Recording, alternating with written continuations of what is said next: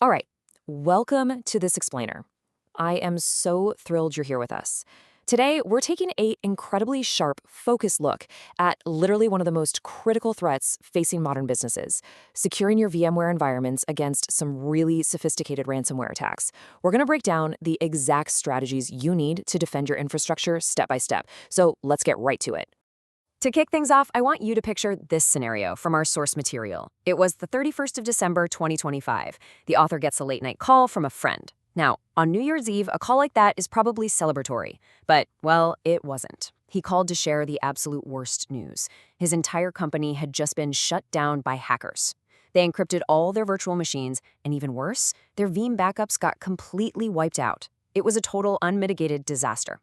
Today, our goal is to make sure your business never, ever has to make that phone call. Okay, let's dive into this. Here's our roadmap.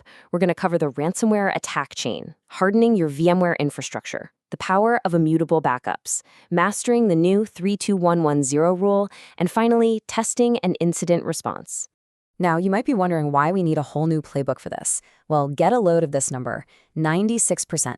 96% of modern ransomware attacks are specifically targeting backup systems. That is huge.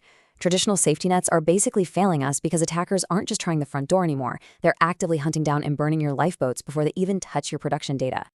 All right, part 1, the ransomware attack chain, or how hackers infiltrate and destroy. This whole attack journey basically breaks down into 4 high-level stages. Step 1 is initial access. You know, usually someone clicking a bad phishing link or maybe an exploit on a weak VPN. Just another reason for IT managers to lose sleep, right? Step 2 is privilege escalation, where they sneak through Active Directory to steal the keys to the kingdom. Step 3 is the actual ESXi compromise, where they shut down and encrypt your virtual machines. And Step 4, like we just talked about, is backup destruction. They want to make absolutely sure you have zero way to recover without paying up. Let's zoom in on that privilege escalation phase for a second, because honestly, it's shockingly simple. There's a known vulnerability involving an Active Directory group, literally called ESX admins. If hackers get a tiny foothold and just create an AD group with this exact name and then add their compromised user to it, VMware automatically grants that user full administrative control over the ESXi hosts. Boom. Just like that, they've escalated their privileges and they completely own your infrastructure. Crazy, right? Moving on to Section 2, hardening your VMware infrastructure. Let's lock that front door.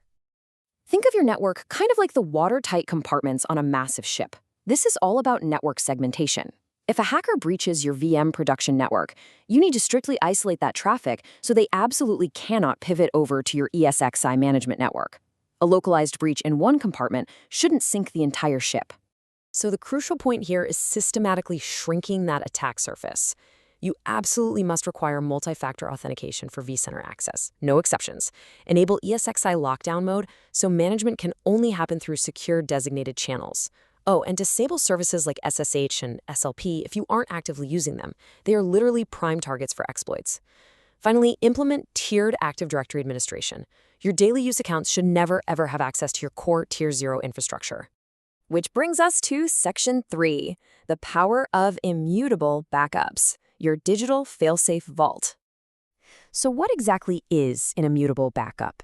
If you're making the business decisions, just think of it as a time-locked, totally impenetrable digital vault. Once your backup data goes into this vault, it cannot be altered. It cannot be encrypted, and it cannot be deleted by anyone. Not by a hacker. And actually, not even by your own top-level systems administrator until a specific preset time period expires. And this perfectly illustrates why upgrading is literally non-negotiable today. Traditional backups are so vulnerable. If hackers steal your admin credentials, they just waltz in and delete your safety net.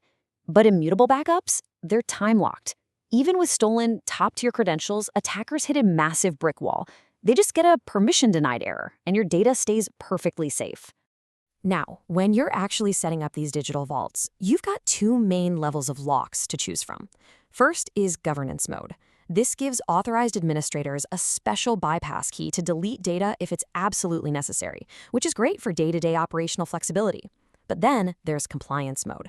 This blocks all users, period. Even the root administrator. The data is locked down completely. If you're dealing with strict regulatory compliance like SEC or FINRA requirements, this is your gold standard. All right, let's hit Section 4, Mastering the 3-2-1-1-0 rule, the modern standard for recovery. Look, you probably know the classic 3-2-1 rule. Actually, scratch that. That old rule just isn't enough against modern ransomware. You need the modern version. You still need 3 copies of your data across 2 different media types with 1 copy held off-site. But here's the critical upgrade. You must have 1 extra immutable or air-gapped copy. And finally, that 0 at the end, that stands for zero backup recovery errors. You need verified, absolute assurance that when you pull the emergency lever, your data is actually going to restore. When we talk about that air-gapped copy, you've got a crucial business decision to make between physical and logical air gaps. A physical air gap means the data is literally completely disconnected from the network. Maybe it's sitting on a tape in a physical vault somewhere. It gives you the absolute highest security possible, but yeah, recovery is going to be slow. A logical air gap uses software to isolate the data, kind of like a secure cloud vault. It does have a tiny bit more attack surface, but your recovery time is significantly faster. Okay, our final stretch. Section 5, Testing and Incident Response. This is how you transform a disaster into a minor incident. One of the absolute most vital concepts here is the Isolated Recovery Environment, or IRE. Think of this as your digital clean room. If you suffer a ransomware attack, you do not just blindly restore your backups back into your infected production network. That's a recipe for disaster. Instead, you restore them into this disconnected IRE. Here you can safely power the workloads on, inspect them with your security tools, and scrub them completely clean. This prevents you from reinfecting your entire company the second you go back online. And to actually guarantee those 0 recovery errors we talked about, you need a strict timeline. Because recovery cannot be a guessing game during a crisis. You should be running automated integrity checks every single day. Weekly, you need to be testing file-level restores and actually booting up critical VMs. Monthly, run a full system restore on a rotating selection of your servers. And quarterly, you should be doing a complete, full-scale disaster recovery simulation. Now, you might be wondering, why go through all this intense architectural effort? Well, the answer comes down to a massive 8x multiplier. Organizations without immutable backups face recovery costs that are 8 times higher. 8 times! When you factor in the massive downtime, the lost revenue, and the agonizing process of trying to rebuild from scratch, ignoring this architecture is going to cost your business dearly. Which brings us right back full circle to that New Year's Eve story from the beginning. When that late-night phone call inevitably comes, and it will come, you have a choice to make today about exactly how you're going to answer it. Is it going to be a minor, manageable incident where you confidently spin up an immutable backup in your clean room?